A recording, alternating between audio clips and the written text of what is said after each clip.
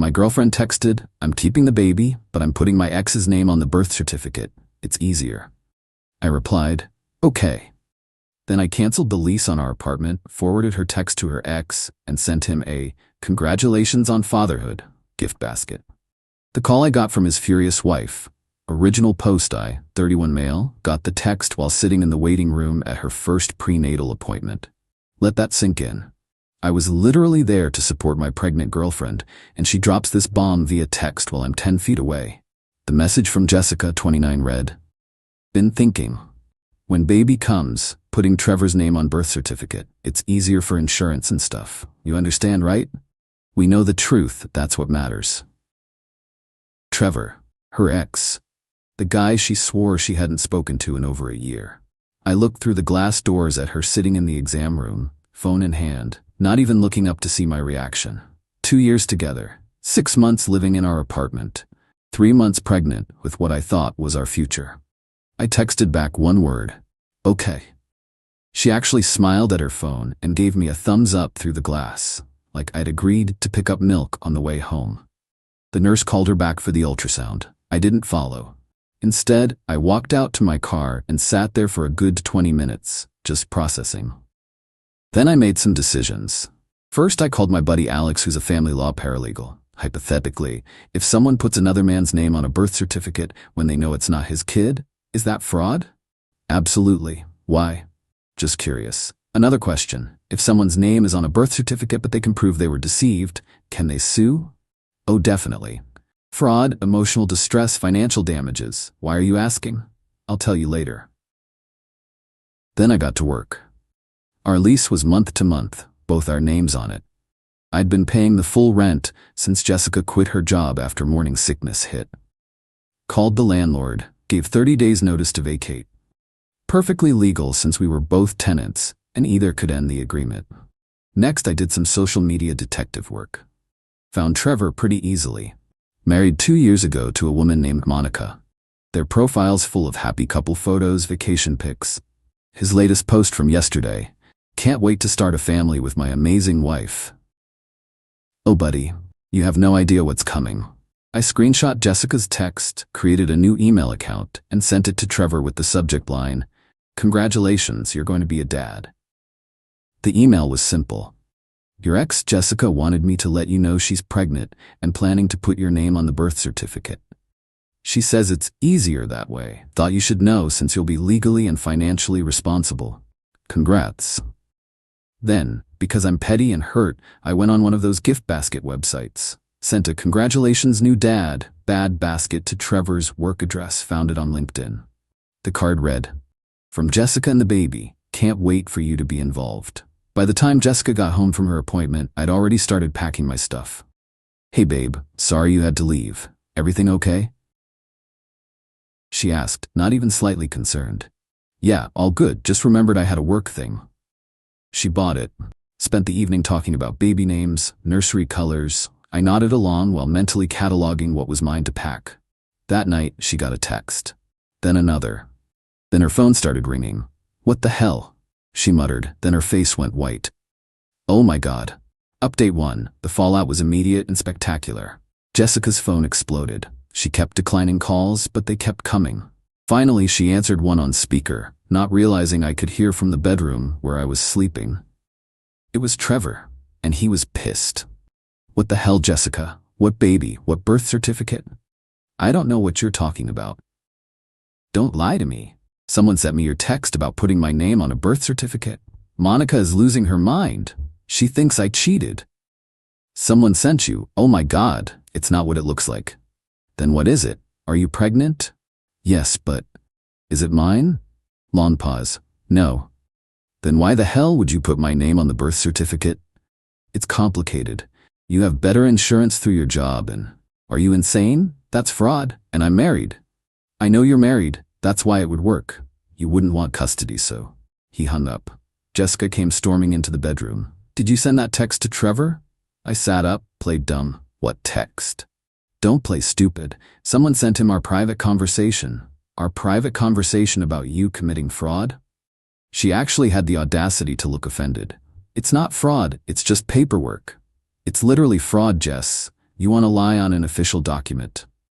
For the baby's benefit, Trevor has amazing insurance through his tech job. You're freelance, your insurance sucks. So you decided unilaterally to commit fraud and make another man financially responsible for my kid? It's not like that. He wouldn't have to actually do anything, except be legally and financially responsible for 18 years. You're overreacting. Am I? Did you even consider that he's married? That this could destroy his marriage? She rolled her eyes. That's not my problem. And there it was, the mask completely off. The next morning, while Jessica was in the shower, her phone rang. The caller ID said Monica. I let it go to voicemail, but Jessica played it later, not knowing I was listening from the hallway. You pathetic, home-wrecking piece of trash. Trevor told me everything. If you put his name on any document, I will sue you into oblivion. I'm a lawyer, sweetie, and what you're planning is fraud. Stay away from my husband, or I'll destroy you. Jessica actually laughed. She's so dramatic. That afternoon, I got a call from an unknown number. It was Monica. Are you Jessica's boyfriend? For now. You sent that email to Trevor? I can neither confirm nor deny. Thank you. He was about to unknowingly become legally responsible for a child that isn't his. You saved us from a nightmare. He should probably talk to a lawyer, document everything. Already on it, can I ask, is the baby yours? Supposedly. Supposedly. Well, she wanted to put another man's name on the birth certificate because it's easier. Makes me wonder what else she considers easier. Monica was quiet for a moment. Get a paternity test. Already planning on it. That evening, Jessica announced she was going to stay with her mom until things calmed down. Things would be calm if you hadn't tried to commit fraud, I pointed out. You betrayed my trust. You went behind my back. I forwarded a text about you going behind my back. The baby you're carrying that I thought was mine, you wanted to legally declare as another man's. It is yours. I just thought. You thought you could use Trevor's insurance and money while I played daddy. That's what you thought. She started crying.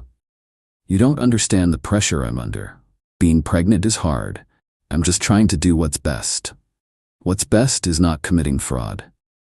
She packed a bag and left. 20 minutes later, I got a text from her mom, Diane. How dare you stress out my pregnant daughter? She's fragile right now. I responded, your daughter tried to commit paternity fraud. That's a felony in this state. She was just confused. Pregnancy hormones. Hormones made her plan fraud? You're heartless. I didn't respond. The next day, I took the day off work and moved all my stuff out. Left all the furniture, it was mostly hers anyway, but took everything I'd bought. TV, gaming console, coffee maker, the good pans. Petty? Maybe. Satisfying? Absolutely. Left a note. Lease ends in 30 days. Your mom can probably help with rent. Good luck with Trevor's insurance. Update 2. Jessica lost her mind when she came back to a half-empty apartment and an eviction notice. The text started immediately. Where are you? Where's your stuff? The landlord says you ended the lease? You can't do this, I'm pregnant? Answer me? This is illegal. I'm calling the cops. She actually did call the cops. They called me. I explained I'd ended a month-to-month lease that I was on and removed my own belongings. They told her it was a civil matter. Then came the family brigade. Her sister Lauren called first. You need to man up and take care of your responsibilities. My responsibility? She wanted to put another man's name on the birth certificate. She explained that it was for insurance purposes. That's called fraud, Lauren. It's illegal. You're abandoning your child. I'm not abandoning anyone. I'll take a paternity test when the baby's born. If it's mine, I'll be there. But I'm not staying with someone who thinks fraud is a casual solution to insurance issues. Her dad, Robert, tried next. Different approach. Son, I know Jessica made a mistake, but... A mistake? She planned to lie on an official document and make another man legally responsible for a child. She wasn't thinking clearly. She was thinking clearly enough to text me about it while I was in the waiting room of her prenatal appointment. That's pretty calculated. Can't you forgive her? For the baby? I can co-parent if the baby's mine, but I can't trust her. She showed me who she is. Meanwhile, the Trevor situation was escalating. Monica had gone full scorched earth. She'd hired a lawyer to send Jessica a cease and desist letter, warning her that any attempt to put Trevor's name on any documents would result in immediate legal action. Jessica, in her infinite wisdom, decided to try and smooth things over by messaging Trevor directly. I know because Monica forwarded me the screenshots. We'd been in contact, comparing notes. Jessica: "Hey, I'm sorry about the misunderstanding. Can we talk?" "No, don't contact me again. It's not what you think. I just needed help with insurance." Trevor: "That's fraud. My lawyer says any further contact will be considered harassment." "Your wife made you get a lawyer? Controlling much?" "My wife saved me from being baby-trapped by my crazy ex. I'm blocking you." Jessica then tried to play victim on social media. Posted about how some people can't handle a woman trying to provide for her baby, and the betrayal when you thought someone loved you. The comments were not what she expected. One mutual friend: "Didn't you try to put your ex's name on the birth certificate?" Another: "That's literally fraud, hun." Her cousin: "Girl, delete this. You're embarrassing yourself." She deleted the post within an hour. Then came the real kicker. Jessica's mom called me crying. "Please come back. Jessica's having complications from the stress." "What kind of complications?" "High blood pressure. The doctor says she needs to avoid stress. Then she should probably stop trying to commit fraud and manipulate people." "How can you be so cold? That's your baby." "Is it?" Because she was pretty eager to legally declare it as Trevor's. "She made a mistake." "No, Diane. A mistake is forgetting to buy milk. This was a calculated plan to defraud someone and commit a felony." The guilt trips continued for days. Pictures of Jessica looking sad, messages about how the baby needs a father, sob stories about struggling pregnant women. But here's the thing. I'd already consulted a lawyer. If the baby was mine, I'd fight for custody. Given Jessica's attempted fraud, documented by her own texts, I had a good case. Final update. It's been 3 months since everything went down. The baby was born 2 weeks ago. A little girl named Sophia. I was there for the birth. Not in the room. Jessica didn't want me there, but in the hospital. I'd made it clear through my lawyer that I wanted a paternity test immediately. Jessica fought it at first, claimed it was insulting, and proved I never trusted her. But when the hospital staff explained I had the legal right to request it before signing anything, she caved. The results came back in 48 hours. Sophia is mine. The relief was overwhelming, followed immediately by rage that Jessica had been willing to deny me my daughter for better insurance coverage.